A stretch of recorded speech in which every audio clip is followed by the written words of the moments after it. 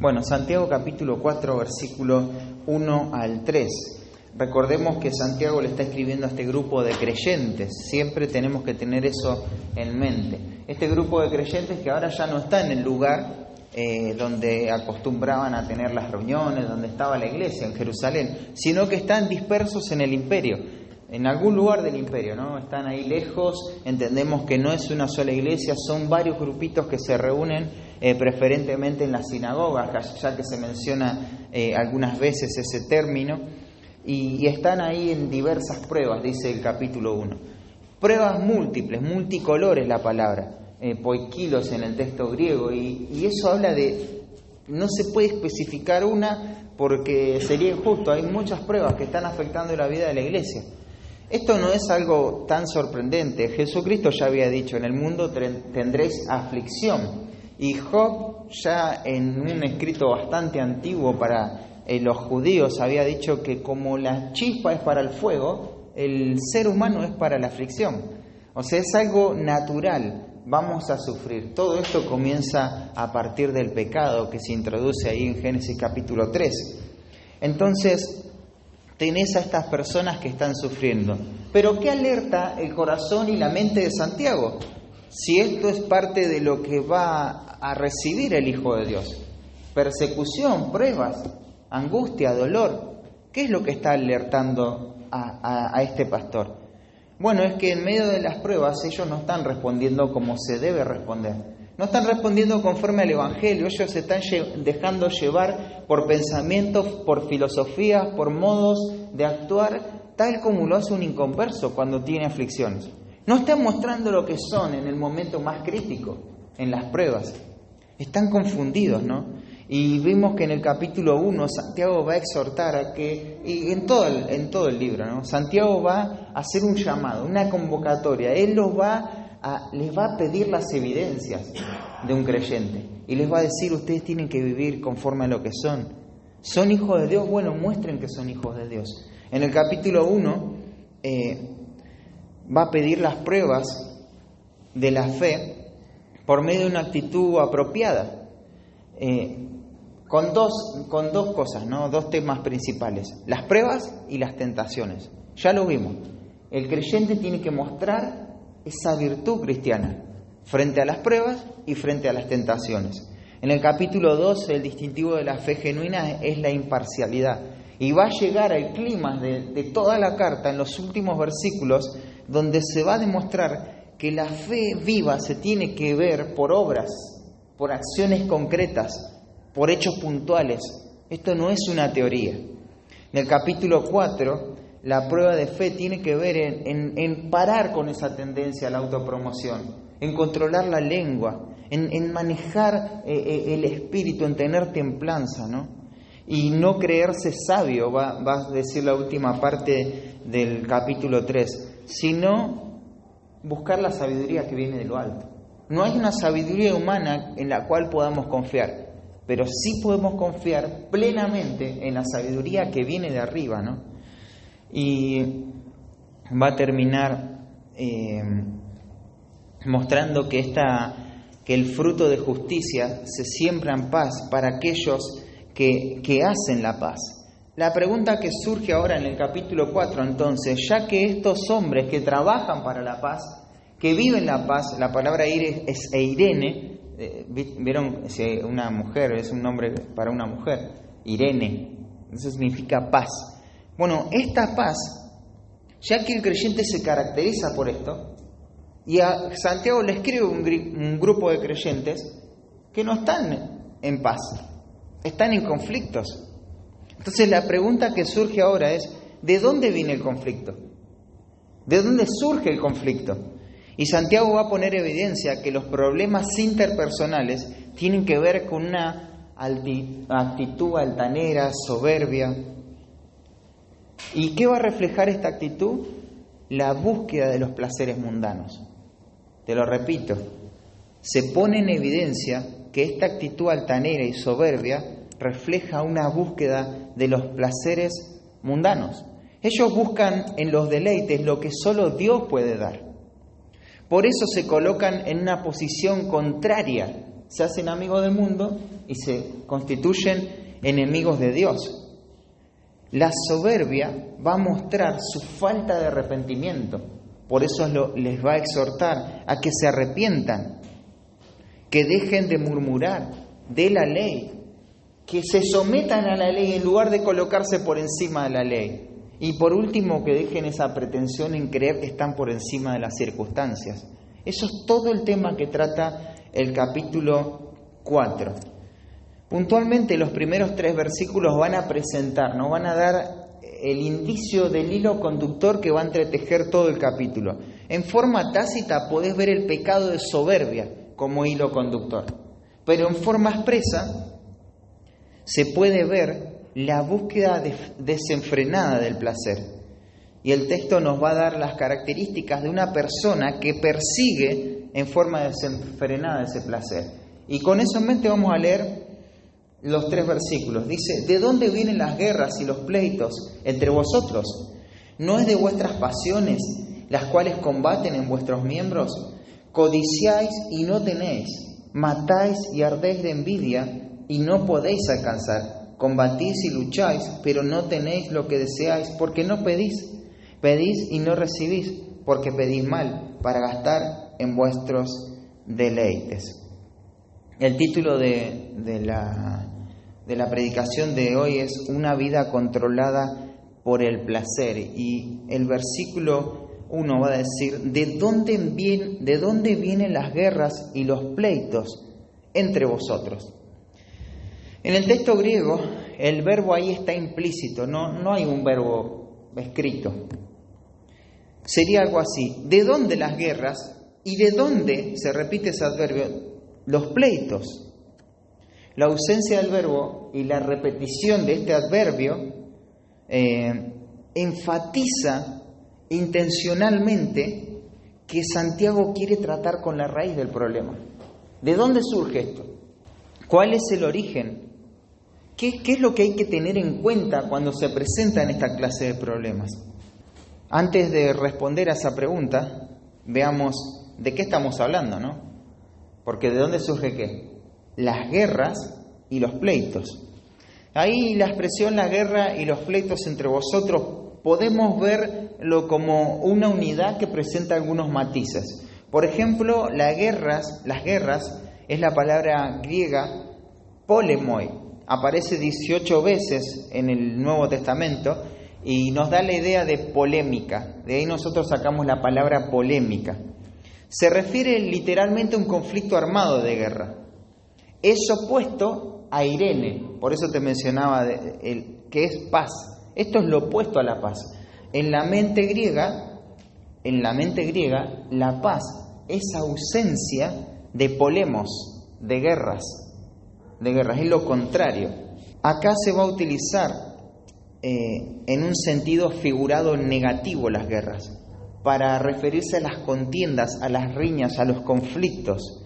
Hay un comentarista que dice que polemos representa el estado crónico o campaña, es decir, un estado de guerra, mientras que la palabra pleitos presenta los conflictos o las batallas separadas en la guerra.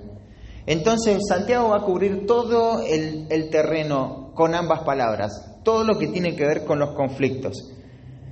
El origen de una guerra o de cualquier disputa a veces es difícil encontrarlo, ¿no? Es difícil saber cuál es el punto donde comienza una guerra, qué es lo que origina todo. Hay mucha discusión a través de eso, ¿no? Si vos repasás las guerras de toda la historia, siempre va a haber diferentes opiniones de qué dio inicio a todo. ¿Cómo comenzó la guerra? Algunos dicen una cosa, otros dicen no, eso tapaba otra cosa que había atrás, y se hace todo un enredo de cosas, ¿no? Pero Santiago, esta guerra, que es la batalla más importante que va a librar la iglesia, él sabe el origen y nos lo va a decir. ¿De dónde vienen las guerras? Un detalle más, cuando se habla de guerras y conflictos, te dije que se puede ver esta expresión como una unidad. Todo dentro de las guerras ocurre. En una guerra, ¿qué hay? Diferentes batallas, ¿no? Es como esa expresión que dicen algunos: a veces Perder una batalla nos enseña cómo ganar la guerra, ¿no? Una expresión que aparece ahí en internet. Pero fíjate cuál es la idea acá. Es la misma la idea, ¿no? La batalla es parte de algo más grande. El estado de las cosas es en guerra. Y las peleas puntuales que se dan en diferentes campos son batallas.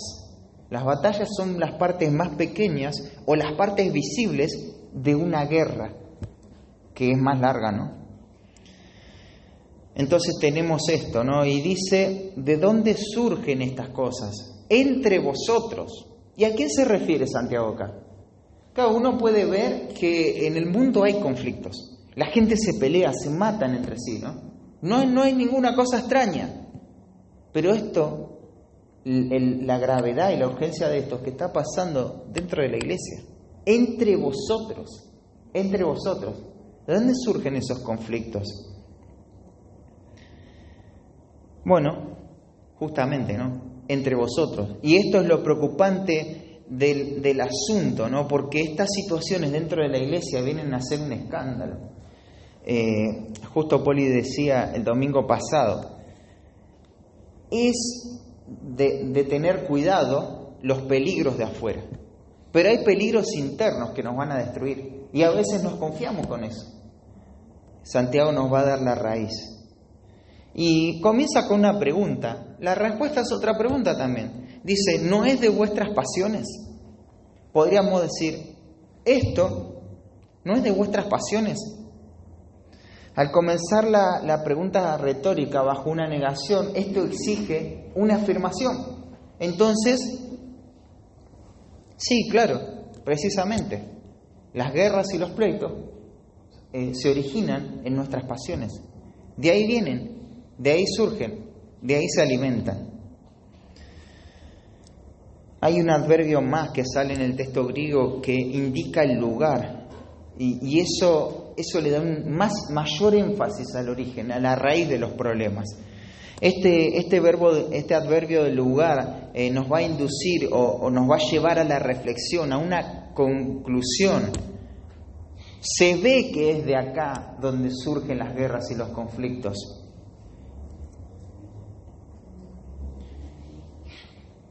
El problema está acá, ¿no? ¿Y dónde está el problema? En las pasiones. ¿No es de nuestras pasiones? Esa es una realidad interna, ¿no? La palabra pasión, a simple vista, no parece ser tan dañina, ¿no? Porque solemos confundir la pasión ¿con qué? Con las emociones. Pero si bien las pasiones involucran a las emociones, el sentido que le da Santiago no tiene que ver tanto con eso, sino que tiene que ver con el placer, Entonces, nuevamente, ¿de dónde vienen las guerras y los pleitos entre vosotros? Del placer, de la búsqueda por el placer. La palabra placer es una palabra con una carga semántica muy importante en el mundo griego. Es la palabra hedoné, de donde surge el hedonismo, esa filosofía hedonista. Deriva de una raíz que significa agradable, dulce, delicioso. Significa aquello que es agradable al paladar, a los sentidos en general, lo que da placer. Luego la palabra significa el placer de desear, tiene que ver con eso. Se utiliza en Santiago capítulo 4, versículo 1, como acá aparece, también la vas a ver en Tito 3.3, en un momento vamos a ir ahí. El Nuevo Testamento va a tener una tendencia a utilizar esta palabra hédone con el placer sensual. ¿Te acordás la sabiduría que viene de este mundo? Que es psique, que es psíquica, que es sensual, que se percibe a través de los sentidos. Bueno, acá podés ver esa raíz.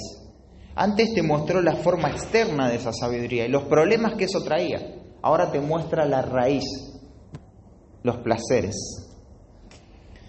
Esto describe el estado o condición de experimentar placer bajo cualquier motivo. Por lo tanto, habla de una gratificación, de una autogratificación, de disfrute, de sentimientos que agradan a uno mismo, de deseos egoístas. en el Nuevo Testamento, esta palabra Edone es una de las muchas fuerzas de la carnalidad no santificada que actúan contra Dios. Se oponen estos deseos y arrastran de nuevo hacia el mal. En Lucas capítulo 8, acompáñame en tu Biblia, él va a decir que refleja un tipo de corazón que oye la palabra, pero que se va, ¿no? Versículo 14 dice, la que cayó entre espinos, la semilla que se refiere a la palabra, estos son los que oyen, pero oyéndose son ahogados por los afanes y las riquezas y ahí dice, edones, los placeres de la vida, y no llevan fruto, no hay fruto acá.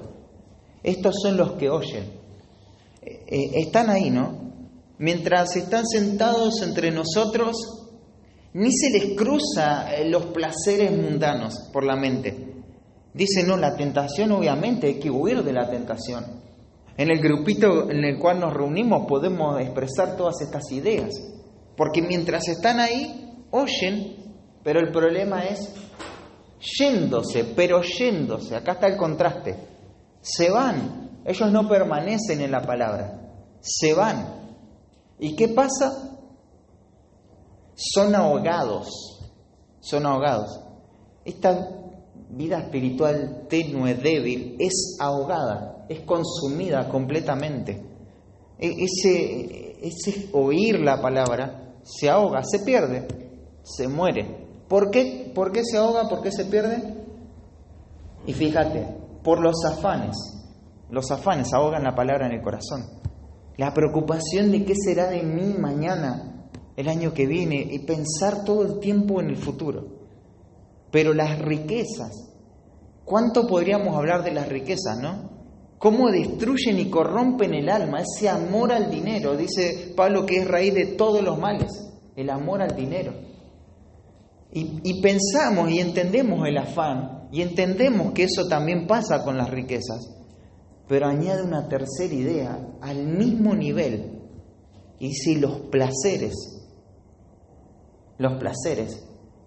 eso ahoga la palabra en el corazón. La búsqueda de los placeres, de satisfacer esos deseos, eso ahoga la palabra. La édone, o sea, el placer, caracteriza una orientación no cristiana, no regenerada de la vida. Santiago va a decir que esto está al servicio del pecado y la va a contraponer con el gozo cristiano. Lo va a contraponer con el gozo cristiano que, por ejemplo, lo ves en Gálatas capítulo 5, versículo 22. Podemos ver que estos placeres, y te voy a mencionar constantemente esta palabra porque quiero que te quede bien grabada, el hedonismo, está en oposición con Dios. Y acompáñame un pasaje en 2 de Timoteo, capítulo 3. Fíjate acá, Pablo le está diciendo a Timoteo que tenga cuidado de estos hombres que van a hacer que los tiempos sean peligrosos, y se va a dar algunas características de estos hombres. Porque habrá hombres amadores de sí mismos, avaros, vanagloriosos, soberbios, blasfemos, desobedientes a los padres, ingratos, impíos, sin afecto natural, implacables, calumniadores, intemperantes, crueles, aborrecedores de lo bueno, traidores, impetuosos, infatuados, amadores de ¿qué? De los deleites. Ahí tenés la palabra edone, de los deleites. Esta palabra amadores de los deleites es una palabra en el texto griego, es una sola palabra. Y es filedonoi. Es filo de amor, filo, edono, del placer. Amadores del placer. Y fíjate que ellos son más amadores de los placeres que de ¿quién? Que de Dios. Y ahí la palabra es bien marcado el contraste, porque la palabra es filo seoi. Filo, amor, seo, Dios. No aman a Dios. Estas personas aman el placer en lugar de amar a quien deberían amar, que es Dios. Esta es la característica de los falsos maestros. Aquellos que perturban la iglesia son amantes del placer. Pedro también se refiere a los falsos maestros como amadores del placer. Fíjate en 2 de Pedro capítulo 2, versículo 12. Dice, pero estos, hablando mal de cosas que no entienden, como animales irracionales, nacidos para presa y destrucción, perecerán en su propia perdición, recibiendo el galardón de su injusticia, ya que tienen por delicia el gozar de los deleites cada día.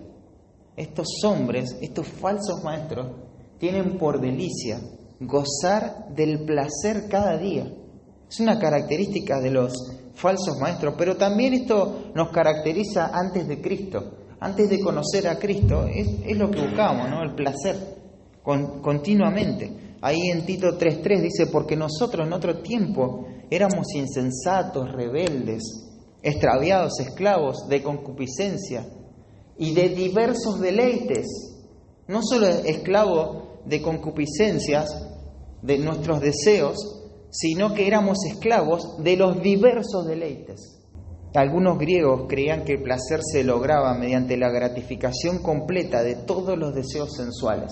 Eso tiene que ver con lo sensual, los sentidos, apela a esto. Otros tendían a equipararlo con la ausencia de dolor y enseñaban que la mejor manera de lograrlo era mediante el control racional de los propios deseos. Esto era lo que pensaban. Según la filosofía, te voy a mostrar una definición. El hedonismo es la creencia que dicta que el placer o la falta de dolor es el principio más importante para determinar la moralidad de cualquier acción.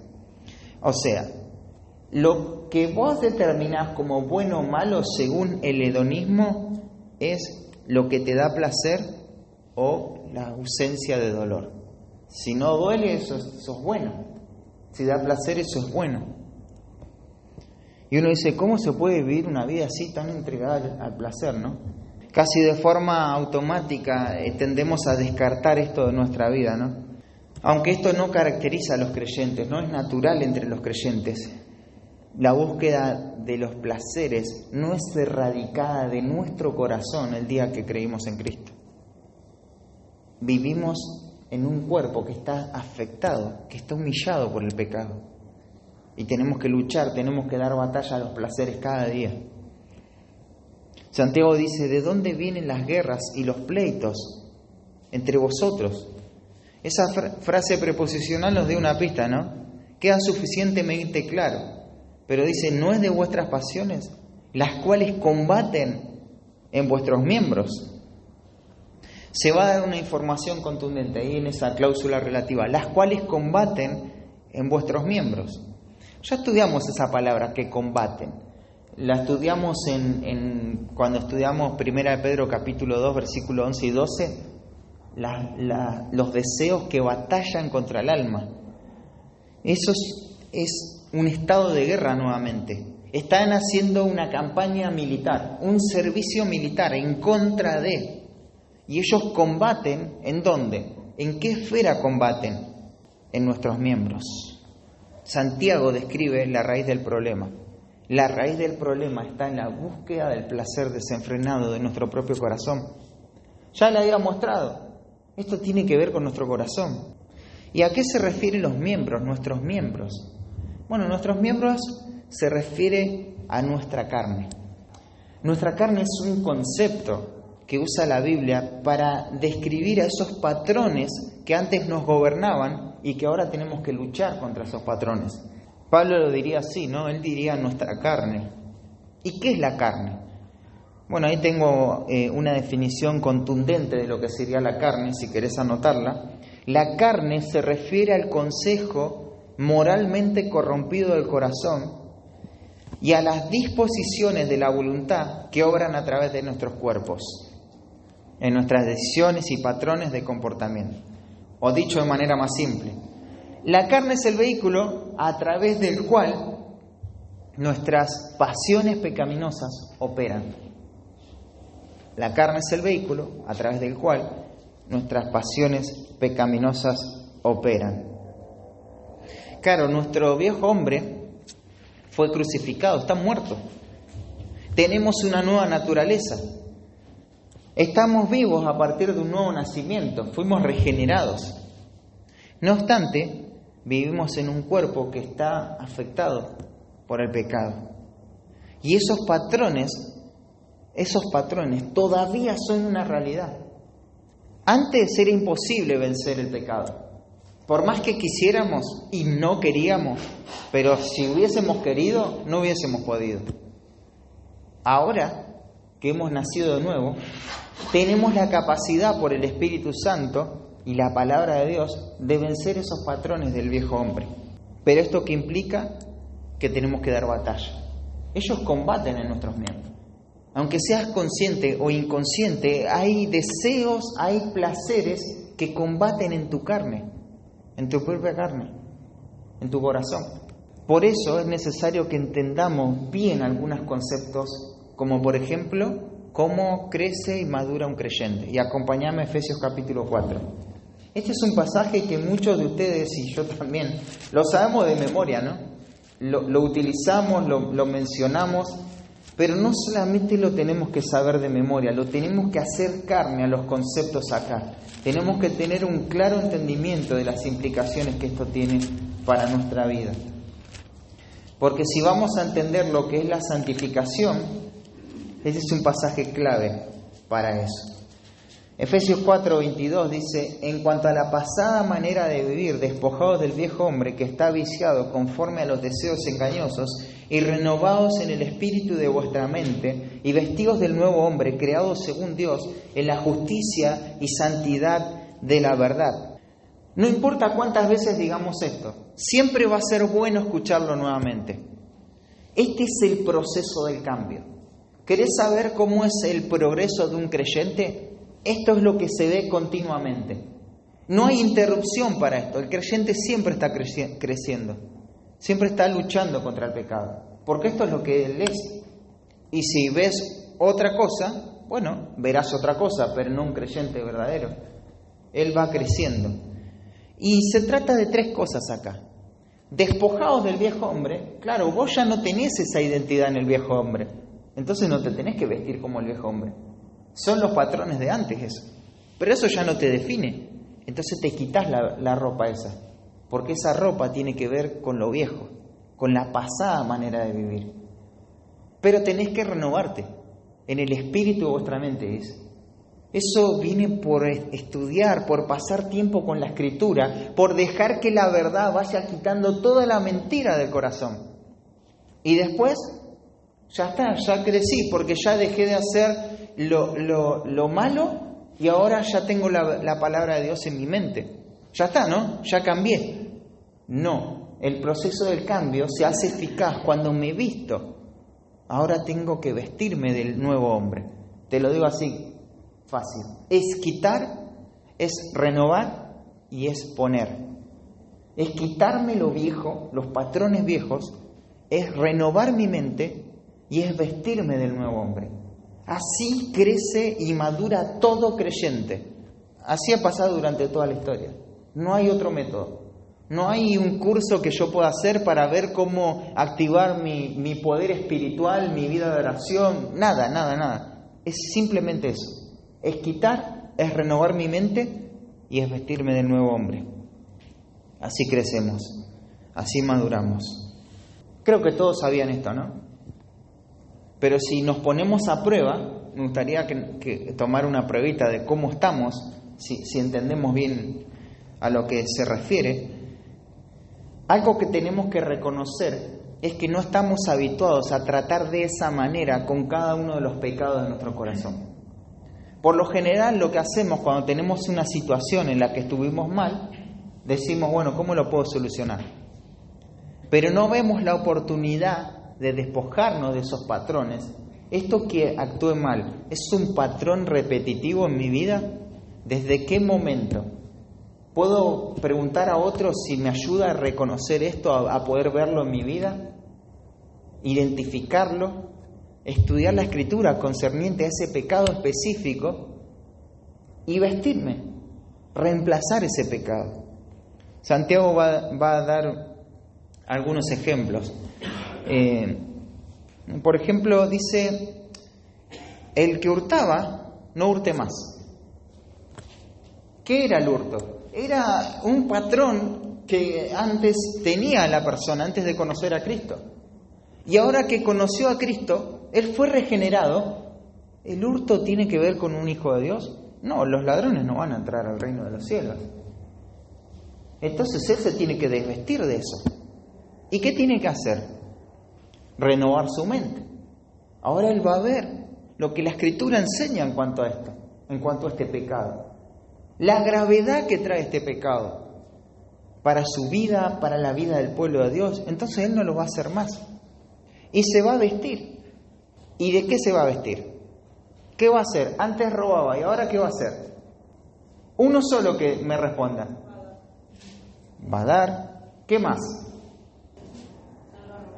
No va a robar. Lo primero que uno piensa automáticamente es, ya no roba más, ahora trabaja, ¿no? Ahora esta persona trabaja. Y ahí nos hubiésemos quedado cortos con el reemplazar. Porque el trabajo es algo que tiene que hacer, no está reemplazando nada. ¿Pero qué era robar? ¿Qué era hurtar? Extraer lo que no me pertenece. Quitarle al otro lo que tiene. ¿Y qué es lo contrario a eso? Trabajar no. Dar. Ahora él va a compartir. Porque antes le quitaba, le extraía. Ahora le doy. Ahora le doy. Cada uno de los ejemplos que va a poner Pablo acá son ejemplos, nada más.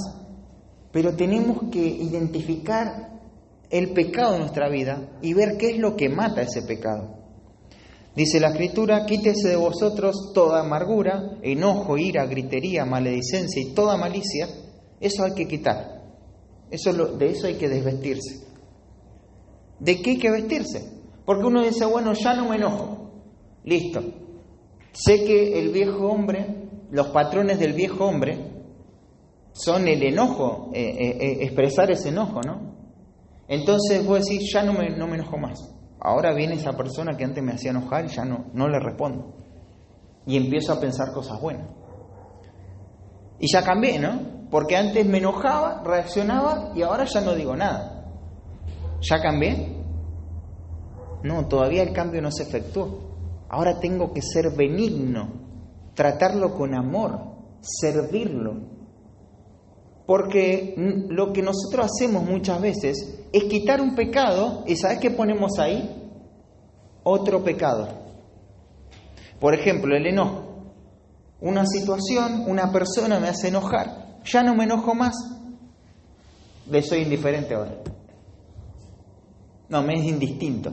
No existe. Pero no me enojo. Y ahí, como ya no expreso nada por fuera, me quedo tranquilo. Pero ahí no cambia un creyente. Tendemos a eso. No cambia un creyente de esa manera. Cambia un creyente cuando hay un reemplazo. Ahora, sed benignos. Ahora mostrarle bondad. Ahí se efectúa el cambio de una forma eficaz. Pongamos algunas preguntas. Cuando creemos en Cristo dijimos haber abandonado la lujuria. Un pecado, ¿no? ¿Con qué lo reemplazaste? ¿Con qué se reemplaza ese pecado? Decís, reconociste la envidia, quizá en los pasajes que hemos estudiado en Santiago, había envidia en mi corazón. ¿Con qué reemplazaste la envidia? Reconociste que eras materialista, ambicioso, pero ahora ya no cambiaste, la avaricia no te controla más. ¿Con qué reemplazaste la avaricia? ¿Con qué la reemplazaste? Te das cuenta que se hace un signo de pregunta, ¿no? ¿Con qué se reemplaza esto? ¿Con qué se reemplaza lo otro? Son pecados comunes estos, son pecados, luchamos en nuestro corazón con esto. Pero nos quedamos cortos con las herramientas en cómo vamos a reemplazar ese pecado. Podemos decir, no tengo que ser así, no quiero ser así, yo ya la avaricia, no. Bueno, ¿y con qué lo reemplazaste? ¿Te das cuenta? Nos quedamos cortos.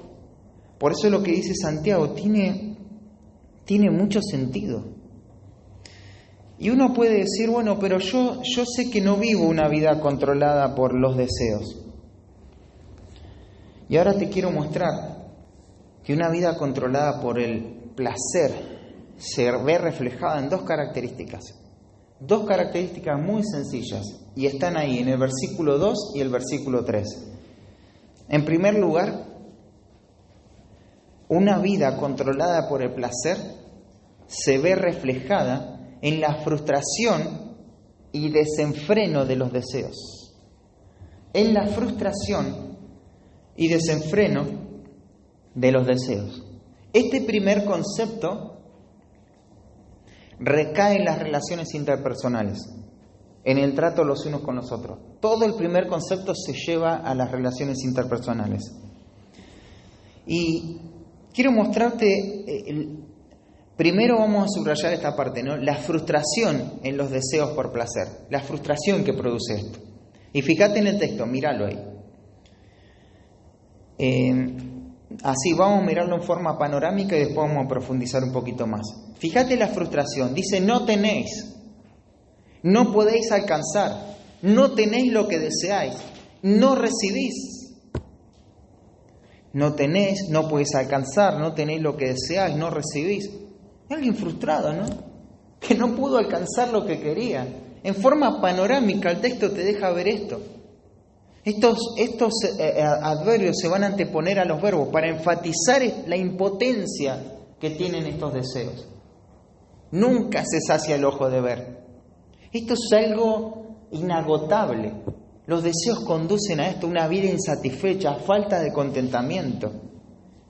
Pero hay un desenfreno en los deseos. Fíjate este segundo aspecto, y también en forma panorámica. Este desenfreno se ve en codiciáis, matáis y ardéis de envidia, combatís y lucháis, deseáis y pedís. Todas estas acciones activas, en voz activa, que llevan al desenfreno de los deseos. Hay una búsqueda incesante por estos placeres. Y vamos a detenernos un poquito más en cada una de las construcciones y los términos que se van a utilizar. Primero dice codiciáis. Esa palabra la estuvimos estudiando nosotros, es la palabra epizumeo, el verbo epizumeo, de los deseos vehementes. La palabra tiene un sentido positivo también, pero también tiene un matiz negativo. Pero hay dos cosas puntuales por las cuales nosotros podemos ver que en este contexto se va a utilizar con aspectos pecaminosos. Primero, cuando el objeto de los deseos es una prohibición de parte de Dios, y segundo, cuando el marco donde llevo a cabo esos deseos está fuera de la voluntad de Dios. Ahí se cumplen las condiciones para que esta palabra conlleve un aspecto negativo. Pero quiero resaltar algo. Cuando estudias esta palabra desde su aspecto positivo, y como esta es la segunda vez que aparece en Santiago, lo que hice fue tomar el desafío de estudiar todas las veces que aparece en el Nuevo Testamento en cada uno de los contextos.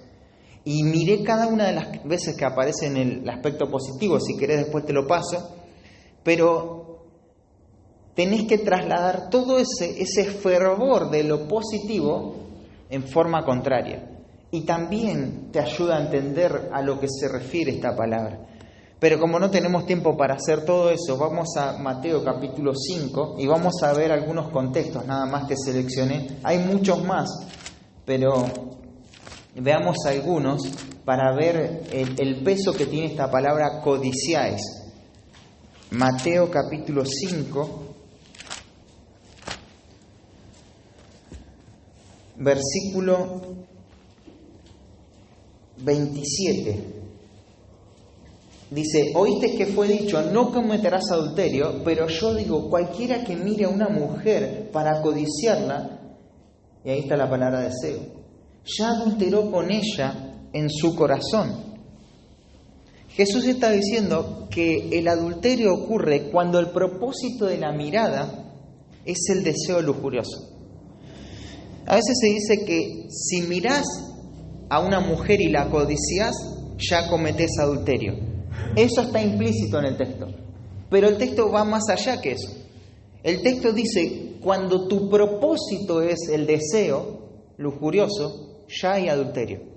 Ni siquiera se tiene que consumar la codicia, pero ya hay una mirada que conlleva ese propósito y ya hay adulterio en el corazón. Hay un detalle acá que tenemos que señalar que es importante marcarlo. Jesús está explicando las implicaciones de la ley. O sea que estamos en el marco de la ley. Esta palabra deseo se utiliza en este marco. Y es uno de los mandamientos que es dado por Moisés, ¿no? Al pueblo de Israel. Pero también es reiterado a la iglesia. Vamos a Romanos capítulo 13. Fíjate, Pablo, después de haber expresado toda la doctrina, él pasa a una parte sumamente práctica. El versículo 8 y 9 va a mostrar cómo se tiene que ver el Evangelio reflejado en la vida de comunión, de amor entre hermanos. Y dice, no debáis nada a nadie, sino el amaros unos a otros, porque el que ama al prójimo ha cumplido la ley. El que ama al prójimo ha cumplido la ley. Pero no es que hay que amar a Dios, bueno, pero amar al prójimo es una consecuencia de haber amado a Dios. Entonces, si amas a tu prójimo es porque ya amas a Dios y cumpliste la ley. ¿Por qué? Porque no adulterarás, no matarás, no hurtarás, no dirás falso testimonio, no codiciarás. Nuevamente la palabra deseo en el marco de la ley. En Hechos capítulo, no lo busques a esto, capítulo 20, versículo 33, Pablo va a decir que él ni plata, ni oro, ni vestido de nadie codició, no deseó. Y Pablo está exponiendo la integridad de su ministerio. ¿Entre quién? Entre los ancianos de la iglesia, ¿no? Pablo quiere mostrarle cómo se conduce un siervo de Dios. Porque en el mismo contexto le está diciendo que de entre ustedes van a surgir lobos rapaces. Que ellos sí van a codiciar lo que tienen ustedes. Se los van a querer quitar. Pero fíjense que yo no me manejé así. O sea, un siervo de Dios tiene que manejarse de esta manera. Si él está buscando lo suyo, es porque ahí tenés un falso maestro. A este pasaje sí, acompáñame, 1 Corintios capítulo 10.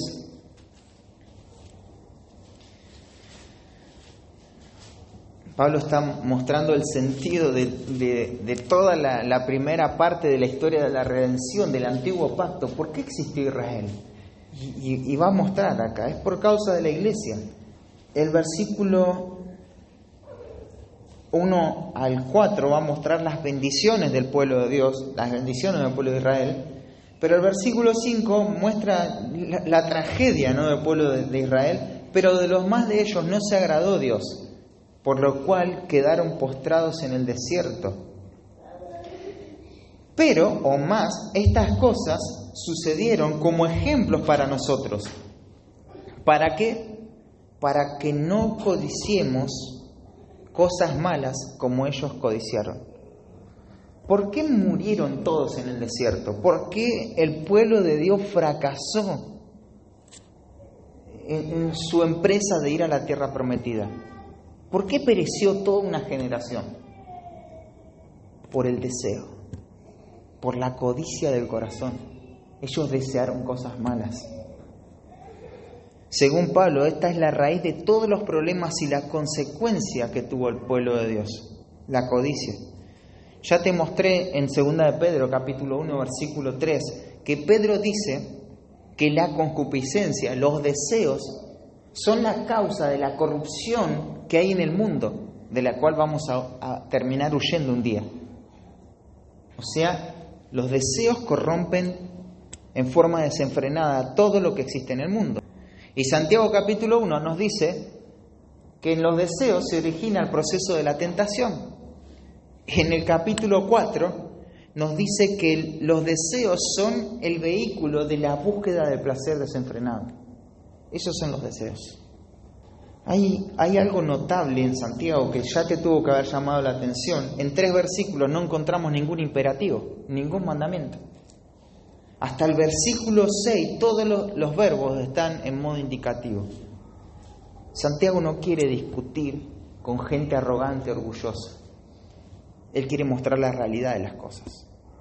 No se pone a la altura de los orgullosos que se van a defender igual. No, nosotros no somos así. No, te lo quiere mostrar. Esto es así. No es que debe ser así, es así. Eso es lo que dice Santiago. Siempre, y por eso te decía, tácitamente, todo el capítulo hay un hilo conductor, un pecado dominante, y es la soberbia. Pero hay expresamente un hilo conductor, que son los deseos por el placer. Y eso es lo que va a entretejer todo el capítulo. Ellos codician, ¿y qué pasa? No tenéis. Por eso, podríamos decir, como consecuencia de esto, matáis y ardéis de envidia. Nuevamente, ¿no? La referencia a la ley, matáis, no matarás, pero ellos matan. Y esto es lo que Santiago está diciendo. Ya había citado la ley y el no matarás en el capítulo 2. Y el problema tiene que ver con la falta de valor que se le da a la vida. ¿Por qué? Por causa de los deseos incumplidos. Ellos estaban matando. Y el presente indica una acción continua, ¿no? Están matando. O sea, están matando continuamente. En la congregación están cometiendo homicidio. Y uno dice, pero ¿cómo es que se puede eliminar a una persona por causa de los deseos? Claro, esto es potencialmente un homicidio. No se trata de que se cumple literalmente, pero hay un deseo desenfrenado por obtener lo que yo quiero obtener, que está eliminando a las personas que se van a interponer en esos deseos. Este me molesta, bueno, lo voy a matar. ¿Alguna vez mataste a alguien? Yo te lo reconozco, maté un montón de veces, un montón de personas. Y es más, a más de una persona la maté muchas veces. No es que maté una sola vez y ya está, ya te maté. No, te vuelvo a matar. ¿Sabes por qué? Porque tenés que ver las implicaciones del asesinato. Es una lección de Mateo, ¿no? Cualquiera que se enoja contra su hermano en su corazón, me enojo porque no hace lo que me gusta o porque hace lo que no me gusta. Eso que está haciendo se interpone entre los deseos que yo tengo. Eso que está haciendo atenta contra el placer mío. Entonces lo mato. Y hay muchas formas de matarlo, ¿no? Me enojo. Ese enojo expresa que tengo derechos. Me enojo porque creo tener derechos sobre esto, sobre esta situación. Entonces lo mato. En forma práctica, ¿cómo se ve eso? ¿Alguna vez no deseaste que alguien que está en un lugar, que no esté más esa persona? Qué molesto, que si cambiaría esta persona al menos. Lo estás matando. ¿Sabes por qué? Porque atenta contra tu placer. Te está perjudicando eso según vos. Te quiere afectar. Entonces, ahí hay un asesinato. Por eso dice, matáis y ardéis de envidia. Claro, naturalmente se tiene que entender en las implicaciones de lo que es el asesinato. Porque matar es peor que envidiar, ¿no? Pero fíjate cómo va el proceso, en crecida. Ardéis de envidia, la palabra ahí es celos. Es la misma palabra en griego, pero nosotros en español tenemos esa traducción, ¿no? Que decimos envidia y celos. Ya vimos lo que es celos. Celos es no querer que el otro tenga lo que a mí me pertenece, lo que creo que es mío. ¿Y qué es la envidia? Algo parecido. La envidia es yo querer tener lo que el otro tiene. Los celos es no querer que el otro tenga lo que es mío, y la envidia es desear lo que el otro tiene. Y puede ser que los dos sentidos estén expresos ahí, ¿no? Fíjate que esto de la envidia es grave. Iba a decir, matáis, por eso matáis y ardéis de envidia y no podéis alcanzar. No se puede alcanzar. Ahí la idea de alcanzar tiene que ver con llegar a un blanco, con hacer lo correcto, con llegar a puerto. Y es la idea de un barco que quiere alcanzar un puerto, pero no llega. calculó el destino, calculó que tenía que ir en estos grados, en esta dirección, latitud, longitud, todo, hizo los cálculos, pero le erró y no llega al puerto. Y uno dice, bueno, en nuestros días un barco que está perdido se lo encuentra, ¿no? Es difícil, pero se lo encuentra. Porque hay radares, hay satélites, hay de todo. Imagínate en el tiempo no pueden alcanzar, le erraron a la meta, no llegan al puerto. Listo, es una tragedia. Se mueren todos deshidratados, naufragan, lo que fuera, pero no llegan a puerto. Y esta es la idea, ¿no? No pueden alcanzar, no pueden llegar. Se proponen cosas, pero no llegan. Por eso combaten y luchan. Y acá no hace falta explicar mucho. Esta es la misma expresión, pero en forma verbal. Antes dijo, ¿de dónde vienen las guerras y los pleitos? Y ahora lo pone al revés, pero en forma de verbo. Pelean o tienen pleitos y guerrean y luchan. Es el mismo estado de aversión, de rechazo, de odio, que no para más. Siguen combatiendo, siguen luchando. Esto no se termina más. ¿Cuándo se va a terminar? ¿Cuándo se va a sacar esto de la vida de la iglesia? Tantos problemas hay, tantas situaciones, y siempre vemos afuera, ¿no? Afuera de nosotros. Santiago nos va a decir, el problema no está afuera, el problema sos vos, son tus deseos. No te querés someter, querés vivir del placer, entonces te afecta porque tu búsqueda no es la gloria de Dios, no es la santidad, es el placer. La última expresión nos va a introducir al segundo punto y dice, pero no tenéis lo que deseáis, porque no pedís. Antes de pasar al segundo punto, algunas preguntas, ¿no? Muchas veces cuando pensamos en alguien controlado por sus deseos, automáticamente vemos personas entregadas a la inmoralidad sexual, al consumo de drogas, etc. Pero Santiago nos está mostrando que el enojo conduce al homicidio, la envidia, la codicia. Son todas características de una vida controlada por los deseos. Uno dice, pero ¿es estirarlo mucho al homicidio? Fíjate lo que dice 1 Juan 3:15, ¿no? Todo aquel que aborrece a su hermano es homicida. Ya está, la falta de amor.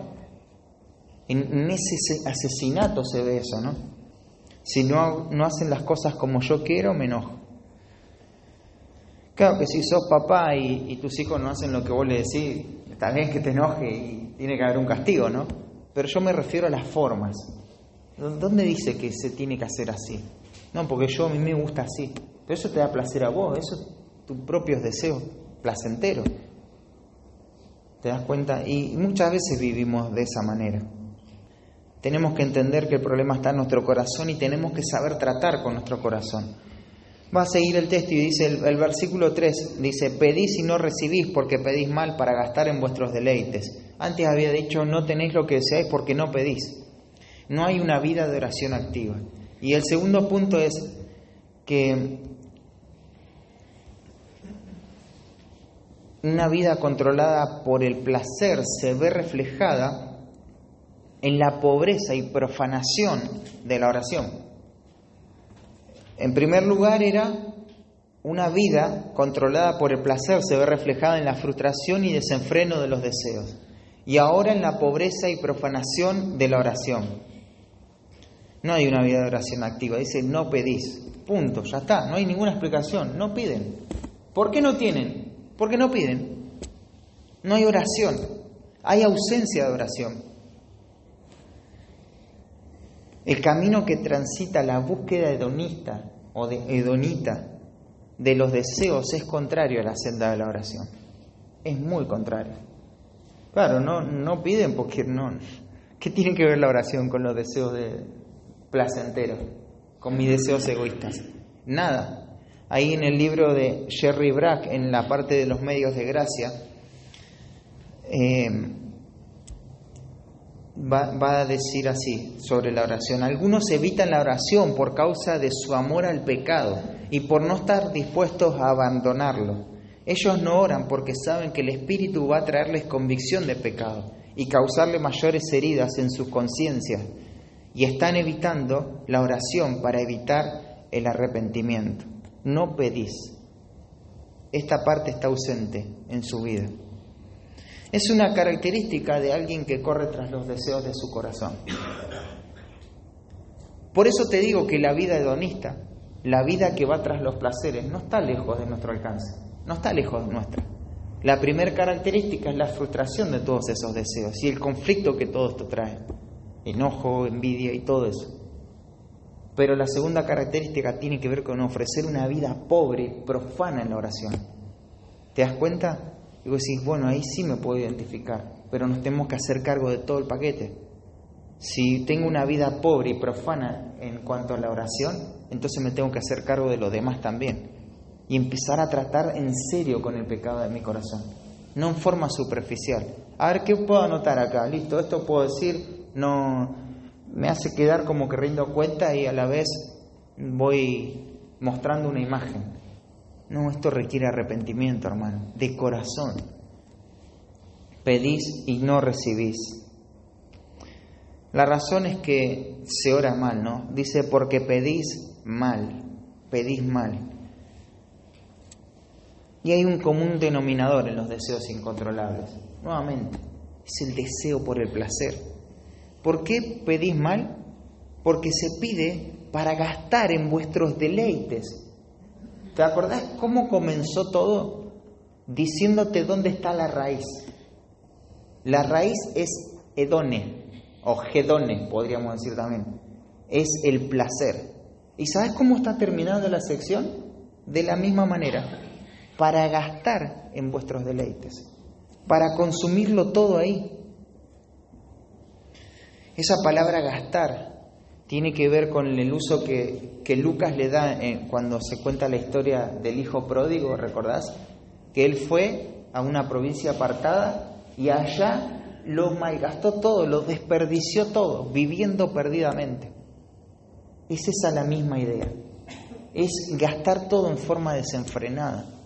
Y esto se pide así, para gastar en vuestros deleites. Thomas Watson, un puritano, dijo que la oración es una ordenanza gloriosa. Es el alma en intercambio con el cielo. Dios desciende a nosotros por medio del Espíritu y nosotros ascendemos a Él a través de la oración. La oración es un medio de gracia diseñado para profundizar nuestra comunión con Dios. Es la expresión visible de que estamos luchando contra la tentación, contra los deseos por el placer. Por algo Jesucristo le dijo en la hora más oscura a sus discípulos, en Mateo capítulo 26, versículo 41, velad y orad. ¿Para qué? Para que no entréis en tentación. Claro, porque cuando yo me pongo a orar, cuando elevo una oración a Dios conforme a la Escritura, no estoy orando por satisfacer mis placeres. No estoy orando para ir a pecar. Señor, abrí puertas para que pueda ir a pecar. No te expresás así en oración a Dios. Pero la oración es contraria a los deseos por el placer. Te hice una pregunta en un momento. Quizá pasó desapercibido en tu mente. Vos decís, tengo que dejar los placeres. Tengo que renovar mi mente. Pero ¿con qué reemplazo esto? ¿Sabes con qué se reemplaza esto? Con una vida de oración activa. Tenemos que despertar a lo que es la oración, hermanos. Porque eso es la forma de matar el pecado, de buscar satisfacer nuestros placeres. ¿Sabes qué es lo contrario al placer, orar? Te digo la verdad, no es nada placentero orar. Es algo difícil orar. De hecho, hay que aprender a orar. No es que se ora porque sí, ya está, ya aprendí a orar. Es difícil mantenerse orando. Es difícil estar atento, estar concentrado, llevar una constancia en la oración. Pero déjame decirte que si vos me ves mi vida de oración tenue, una vida de oración apagada, ¿sabés lo que tenés que sospechar? ¿Cómo estoy tratando con el placer? ¿Estoy dando rienda suelta a mis placeres, a mis deseos? Porque una cosa es contraria a la otra. Si no hay oración, ahí está el placer. Pero no agarremos y hagamos decir, bueno, sí, yo estoy orando ahí. Tomemos todos los medios de gracia. ¿Sabes lo que tiene que pasar los miércoles acá? Tienen que estar acá, tienen que estar orando. Pero no orando en forma pasiva. Cuando un hombre está elevando una oración, te tenés que unir a esa oración. No distraer tu mente, sino que tenés que unirte a esa oración. Porque lo que estás haciendo, estás matando los placeres de tu corazón. Porque estás orando por el propósito de Dios en el campo misionero. No tiene nada que ver con el placer egoísta eso. Es otro. Que otros se salven. Que Dios le provea a otras personas. Eso destruye el pecado. Y lo que tenemos que hacer con el reemplazo es matar el pecado en nuestro corazón. Tenemos que tener una vida de oración activa. Como familia, confecciona una lista de oración. Algo práctico, ¿no? Orá por motivos específicos y oren como familia. Luchen contra los deseos placenteros que combaten, que lo van a arruinar todo, que caracteriza a los inconversos, a los falsos maestros. Pero tener una lista de oración personal. ¿Y sabes cómo cuesta ser constante en todo esto? Pero hay que plantear la lucha, hay que dar batalla, porque si no batallo en contra del pecado, estoy batallando dentro del pecado. Estoy cediendo al placer. Pero no digas, listo, yo tengo mi lista de oración. Llévalo más allá, rendí cuenta sobre eso. ¿Cuándo orás? ¿Qué Dios vas a orar? ¿Y por quiénes vas a orar? Rendile cuenta a alguien.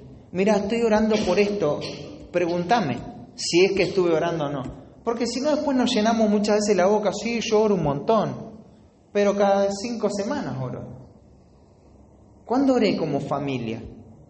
Por la obra misionera, porque eso es lo que estamos haciendo acá los miércoles. Pero muchas veces eso escasea en nuestra vida, hermano. Y lo digo con vergüenza, ¿no? Porque mi esposa sabe que no es una de las áreas en las cuales tengo más victoria. Cuesta mucho la oración. Pero ¿saben qué nos escudamos muchas veces? En decir, bueno, todo creyente va a reconocer que su vida de oración es pobre. Sí, siempre vamos a reconocer eso. Pero no nos pongamos atrás de eso cuando no tenemos ni siquiera la intención de orar. Tenemos que orar. Orar conforme a la voluntad de Dios, aprender a orar. Pero esa es la forma de batallar contra el pecado. Los puritanos oraban, y creo que entendían por qué oraban. Porque ellos no querían vivir tras los placeres de este mundo. Y hay una recopilación muy linda de un montón de oraciones de los puritanos. Y te voy a leer una. Y que tiene que ver, es en relación al pecado. Y dice así: Señor Jesús, yo peco. Hazme que nunca deje de entristecerme por causa de eso. A nunca estar satisfecho conmigo mismo, a nunca imaginar que pueda llegar a un punto de perfección. Mata mi envidia, gobierna mi lengua, esculpe mi yo, dame la gracia de ser santo, bondadoso, gentil, puro, pacífico, a vivir para ti y no para mí, a imitar tus palabras, actos, espíritus, a ser transformado a tu semejanza, a ser consagrado totalmente a ti, a vivir enteramente para tu gloria. Líbrame del apego a las cosas impuras, de las asociaciones cerradas, del predominio de pasiones malas, de la adulación del pecado tan pronto como él surja. Que con autoaborrecimiento, profunda contrición y sincero corazón yo me acerque a ti, me lance a ti, confíe en ti, clame en ti, para ser librado por ti. Oh Dios, todo eterno, ayúdame a comprender que todas las cosas son sombras, mas tú eres la sustancia, que todas las cosas son arena movediza, mas tú eres la roca, que todas las cosas están cambiando, mas tú eres el ancla, que todas las cosas son ignorancia, mas tú eres sabiduría. Sé que este hombre había leído Santiago capítulo 3 y 4, ¿no? Muy claro lo que expresa, ¿no? Pero que nosotros cultivemos una vida de oración así. Esto es muy importante, hermanos. Oramos. Señor, gracias por tu palabra en esta noche. Queremos, Señor, confesar nuestro pecado. Como iglesia, Señor, queremos acercarnos a ti y pedirte perdón, Señor, porque muchas veces buscamos todo lo que nos gusta, Señor. Y esa es nuestra filosofía de vida, Señor. Eso es lo que transmitimos muchas veces. no digas esto porque no le gusta, y vivimos así, Señor. Perdónanos, Señor, perdónanos por asumir, Señor, que tenemos que buscar las cosas que nos convienen, Señor, y no hacer tu voluntad. Muchas veces, Señor, todo lo que nos lleve dolor, como lo plantea el hedonismo, así lo queremos ver, Señor. No lo queremos para nuestra vida. Pero perdónanos, Señor, y ayúdanos a matar este pecado de la búsqueda de los deseos de placer, Señor, con una vida de oración activa, Señor, y que lo hagamos para tu gloria. En el nombre de Cristo Jesús. Amén.